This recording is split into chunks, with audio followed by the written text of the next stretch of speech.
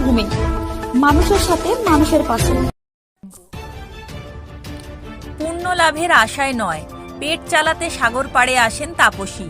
পুণ্য লাভের আশায় সাগরে পয়সা দেন লক্ষ লক্ষ পুণ্যার্থী, আর ভক্তদের ফেলা পয়সা কুড়িয়ে জীবিকা নির্বাহ করেন তাপসীর মতো অনেকেই। রাত দিন এক করে জলে ভিজে সাগর থেকে পয়সা কুড়ান তারা। ভক্তরা জলে পয়সা ফেললে জলে ভিজে সেই পয়সা কুড়িয়ে আনেন তারা। সারাদিনের পরিশ্রমের শেষে যা আয় হয় তা দিয়ে সংসার চলে তাদের। ওদের বাড়িতে ছোট ছোট ছেলে মেয়ে, তাদের মুখে ভাত জোগান ওই পয়সা দিয়ে। পৌষ সংক্রান্তিতে লক্ষ লক্ষ মানুষ আসেন গঙ্গাসাগরে, ব্যতিক্রম হয়নি এবছরও। মকর সংক্রান্তিতে গঙ্গাকে দর্শন বা গঙ্গা স্নান করার আগে কিছু দক্ষিণা প্রদান করে থাকেন সনাতন ধর্মের মানুষেরা। সেই দক্ষিণা স্বরূপ যে খুচরো টাকা জলে দেন, তারা পূর্বপুরুষদের উদ্দেশ্যে যে ক্রিয়াকার্য করা হয় নতুন পেতল অথবা তামার ঘট শাড়ি দিয়ে ক্রিয়াকর্মের পর সেই জিনিস জলে ভাসিয়ে দেওয়া হয়। সেই সব কুড়িয়ে স্থানীয় বাসিন্দা তাপসীর লড়াই।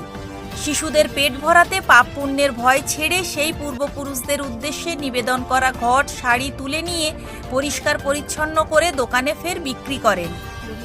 তারপর তাপসীর সংসার চলে।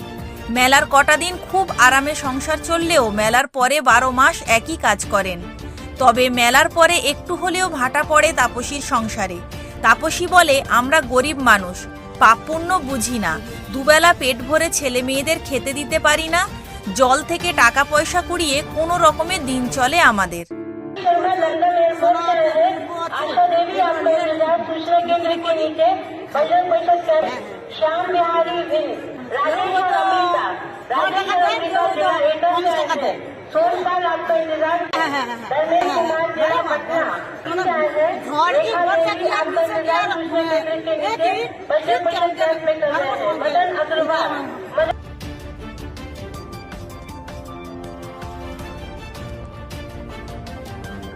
সাগর থেকে বঙ্গভূমি নিউজ টিম।